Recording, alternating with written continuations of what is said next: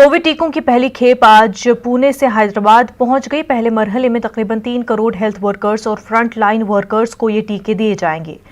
टीकों की इस खेप को हैदराबाद के शमशाबाद एयरपोर्ट से दफ्तर डायरेक्टर पब्लिक हेल्थ कोठी मुंतकिल किया गया। रियासती हुकूमत ने मजमूई तौर पर 5 करोड़ कोविड शील्ड स्टॉक करने की तैयारी कर ली है। तेलंगाना हुकूमत ने 1213 मराकज और 866 कोल्ड चेन पॉइंट्स बनाए हैं। रियासत भर के 1213 मराकज पर ये टीके दिए जाएंगे। 16 जनवरी से टीका लगाया जाएगा। पहले दिन 149 सेंटर्स पर टीका अंदाजी होगी। टीका अंदाजी के इस प्रोग्राम को 45 प्राइवेट अस्पतालों में भी शुरू किया जाएगा। पहला टीका लेने के लिए 28 दिन बाद दूसरा टीका दिया जाएगा। देश के लिए और तेलंगाना राष्ट्र के लिए महत्वपूर्ण दिन है। अभी हमारे को आज गवर्नमेंट ऑफ इंडिया एक 3.64 lakh doses of Covishield vaccine from Pune it has been sent to Hyderabad. उनको हम ये वैक्सीन को डिस्ट्रिक्ट वैक्सीन स्टोर्स को भेजते थे। From there it will go to our cold chain points that is our primary health centres wherever we have. अभी हम सब लोग को मालूम है 16 तारीख को ये programme vaccine roll out programme launch हो रहे हैं। Honourable prime minister at the national level and at the state level, all our public representatives starting from the ministers, MLAs, MLCs to the down level sarpanches are going to participate in this massive immunization drive. In the initial stage on 16th 139 locations में हम ये program चालू कर रहे हैं। Monday onwards we are going to roll out this program 1200 locations session sites में हम roll out कर रहे हैं। अभी तक तेलंगाना स्टेट में 3.10 lakh health care workers beneficiaries register हुआ। ये सब लोग को आने 2 से 4 हफ्ते में ये फर्स्ट डोज कंप्लीट करेंगे। उसके बाद 4 वीक के 4 हफ्ते के बाद और सेकंड डोज भी हम दे देंगे। सो बट ये person has to receive 2 doses completely, then only he will get the complete protection मिलेगा from this virus. So we are ensuring to provide the vaccine to all the identified beneficiaries, that is mainly for healthcare workers in the first phase. Then the second category will be the front line workers. Once the healthcare workers होने के बाद हम front line workers को भी vaccine देना शुरू करेंगे। Telangana state को government of India Covishield allot करे और कोवैक्सीन भी अलॉट करे। अभी we are expecting some more doses from Covaxin, that is from Bharat Biotech जो वैक्सीन बनाए दैट इज कोवैक्सीन, वो हैदराबाद के मिट्टी के ऊपर बनाए। हमारे को सब लोग को गर्व है, वो भी वैक्सीन रिसीव करने के लिए हम भी उसके लिए वेट कर रहे हैं। We are going to use 2 vaccines across the state, okay, but it will be decided what are the vaccine company vaccine will be given in the first instance, the first dose. The same vaccine will be given in the second dose also, because it's not interchangeable. Telangana के वज़ीर आला तेलंगाना के चंद्रशेखर राव की हिदायत पर chief secretary Somesh Kumar ने रियासत में कोविड-19 के टीका अंदाजी प्रोग्राम के आगाज के सिलसिले में तैयारियों का तमाम जिला कलेक्टर्स के साथ जायजा लिया।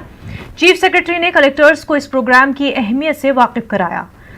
चीफ सेक्रेटरी ने कलेक्टर्स को हिदायत दी कि वो टीका अंदाजी के बाद किसी भी किस्म के मनफी असरात के मामला से निपटने के लिए ऑपरेशनल गाइडलाइंस के मुताबिक काम करें। उन्होंने हर मकाम पर निगरानी के लिए 2 स्पेशल ऑफिसर्स को मुकर्रर करने की ख्वाहिश की। टीकों को महफूज रखने के लिए जोर दिया गया है। इस प्रोग्राम की अहमियत पर गौर करते हुए सोमेश कुमार ने कलेक्टर्स को मशवरा दिया कि वो तमाम सतहों पर अवामी नुमाइंदों की शिरकत की ख्वाहिश करें।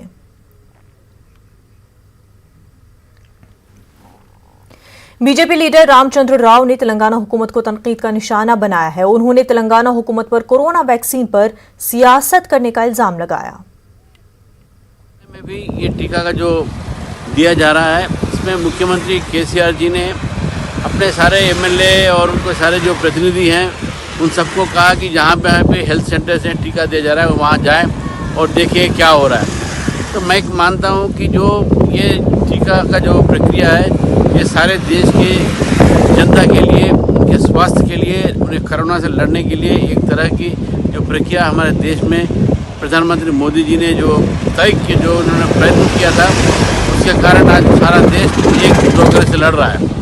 लेकिन हमारे मुख्यमंत्री जी इसकी राजनीति कर रहे हैं, वहाँ उनके एमएलए को, ताकि उनको सब वहाँ भिजा रहे हैं ताकि लोगों को ये मतलब उनको ये ओपिनियन बने, ये उनको सोच में आए कि ये जो है पूरा केसीआर साहब कर रहे हैं। मेरा यही मानना है कि इस कोविड वैक्सीन के संबंध में जनता को एकजुट होकर सब अफवाहों को तेलंगाना में गुज़िश्ता 24 घंटों के दौरान आलमी वबा कोरोना वायरस के 301 ताज़ा मुस्बत मामले सामने आए हैं और मुहलक वबा से 2 की मौत हो गई। रियासत में कोरोना मुतासरीन की तादाद 2,90,309 हो गई है।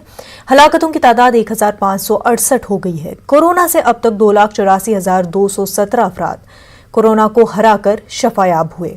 4,524 अफराद जेर इलाज हैं, जिसमें 2,459 अफराद होम आइसोलेशन में है। जीएचएमसी के हुदूद में 58 ताज़ा मामले दर्ज किए गए।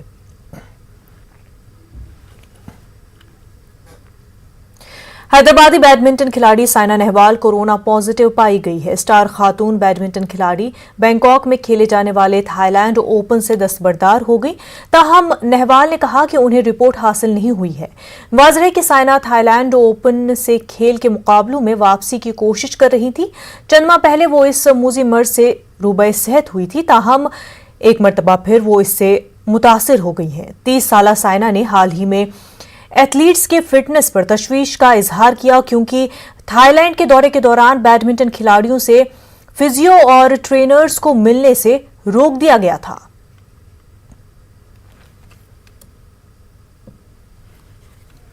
तेलंगाना के वजीर मवेशी पालन टी श्रीनिवास यादव ने बीआर के भवन में बर्ड फ्लू की सूरत हाल पर जायजा इजलास मुनक्किद किया। इस इजलास में रियासती वजीर सेहत ए राजेंद्र, महकमे मवेशी पालन के सेक्रेटरी ए राजेंद्र, महकमे सेहत के सेक्रेटरी रिजवी और दीगर मौजूद रहे। इजलास में बर्ड फ्लू की सूरत हाल का जायजा लिया गया। फ्लू से निपटने के लिए एहतियाती इकदाम करने और इलाज की सहूलत और पोल्ट्री फार्म पर भी तबादले ख्याल किया गया। उन्होंने अवाम से खौफजदा नहीं होने की अपील की है और कहा कि हुकूमत चौकसी इख्तियार की है।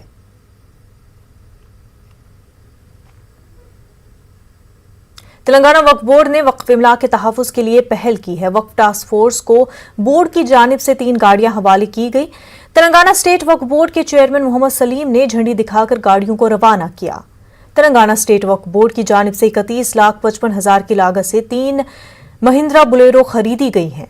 इस मौके पर तेलंगाना वक्फ बोर्ड के रुकन वहीद अहमद एडवोकेट और डॉक्टर सूफिया बेगम भी मौजूद थे। मोहम्मद सलीम ने कहा कि दरगाह हजरत यूसुफीन के अहाते में कब्रों पर कब्जों को हटाया जाएगा। शाही मस्जिद की मरम्मत का काम भी जल्द शुरू होगा।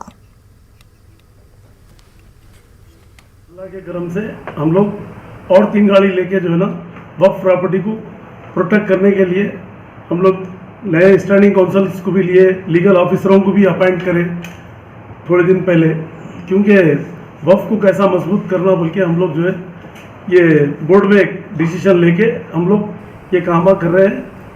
अब परसों भी सालार औलिया का केस हम लोग जीते, हफीज पेट का, गुटला बेगम पेट का भी हम लोग जीते, क्योंकि सटासाइड कर दिया था उन्हें वक्फ प्रॉपर्टी की प्रोसीडिंग को, तो उसको हम लोग जीते। फिर उसको स्टेटस को आगा के ऊपर कंस्ट्रक्शन नहीं कर सकते बोल के, तो जिसको चाहे जो भी लैंड ग्राबर है वो लोग अपना काम कर रहे थे वहाँ। तो वक्फ प्रॉपर्टी ऑलवेज वक्फ रहती।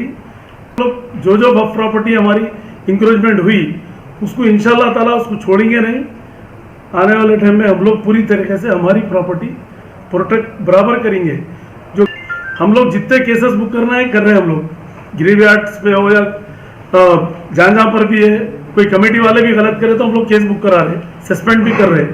और उसके बाद भी जो है ना बहुत सी चीज़ें ऐसे हो रही कि वॉकआउट की बातों को नॉलेज में नहीं रहता, जैसा हमको मालूम होते हैं हम लोग उस पर एक्शन लेके इमीडिएट जो है ना उसको सॉर्ट आउट कर रहे हैं और इमीडिएट हमारा कब्जा कैसा लेना है पूरी कार्रवाई कर रहे हैं। और वहाँ भी एक स्पेशल ऑफिसर को डाले अभी, तो ऑफिसर को डाल के वहाँ की पूरी रिपोर्ट लेके एक दिन ऐसा रहेगा, पुलिस, बल्दिया, वक्फ बोर्ड, टास्क फोर्स सब पूरे मिलके एक दिन पूरा साफ कर देंगे एरिया में। क्योंकि खबर पे जो है ना ठहरने का हुक्म नहीं, अभी बोला ना भाई वहाँ पर दुकाना डाल ले रहे, वो डाल ले रहे, वहाँ बिजनेस कर रहे, नहीं कर सकते वैसा, हराम है वो। शाही मस्जिद का काम जो है बोर्ड में रेजोल्यूशन ले लिए, बोर्ड भी पास कर दिया, डायरेक्टरेट को गई फाइल, वहाँ भी पास हो गई, माइनॉरिटी वेलफेयर में गई, वहाँ से जो है ना वो लोग फाइनेंस को भी जाए, एक 2-4 दिन में आ जाएंगी फाइल, क्योंकि गवर्नमेंट का प्रोसीजर है वो परमिशन आयबादी करना बोल के हम लोग रुके हुए और कुछ भी नहीं है।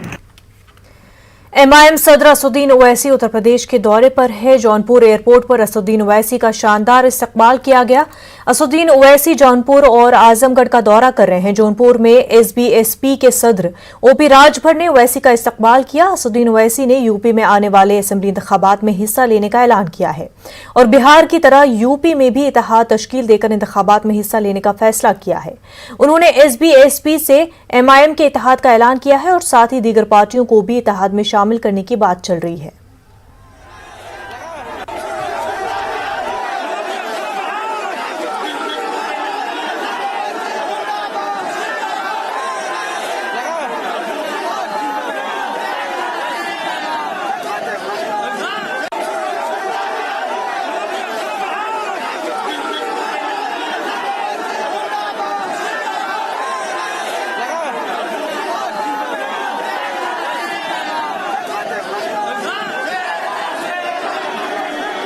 हाँ, कोशिश करने आए हैं।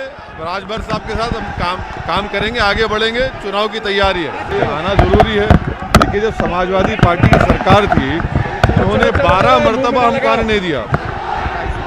28 मरतबा हमारा परमिशन कैंसिल के आने नहीं दिया, तो हमको मौका मिला, बाहर हैं।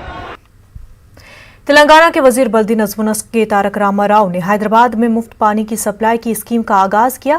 ग्रेटर हैदराबाद म्युनिसिपल कॉरपोरेशन के इंतखाबात से पहले हैदराबाद में रहने वालों को हर महीने 20,000 लीटर तक मुफ्त पीने का पानी सप्लाई का वादा किया था। इस मौके पर तारक रामाराव ने कहा कि इस स्कीम के जरिए तारीख बनाई गई है। उन्होंने कहा कि इस खुशी के माहौल में संक्रांति त्यौहार 2 दिन पहले ही मनाया जा रहा है। उन्होंने कहा कि इस स्कीम से तकरीबन 9 लाख खानदानों को फायदा पहुंचेगा। स्लम इलाकों में रहने वालों को बिल्स जारी नहीं किए जाएंगे। जीएचएमसी के इंतखाबात के दौरान वज़ीर आला ने इस स्कीम का आगाज किया था, ताहम 12 जनवरी से इस स्कीम के वादे की तकमील होगी। इस स्कीम के जरिए सरकारी खजाने पर 5 करोड़ रुपए का माली बोझ आयद होगा, जिसको रियासती हुकूमत बर्दाश्त करेगी।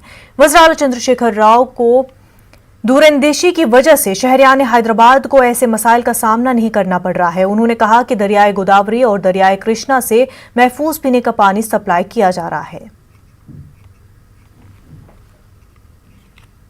वक्त हो गया एक छोटे से ब्रेक का।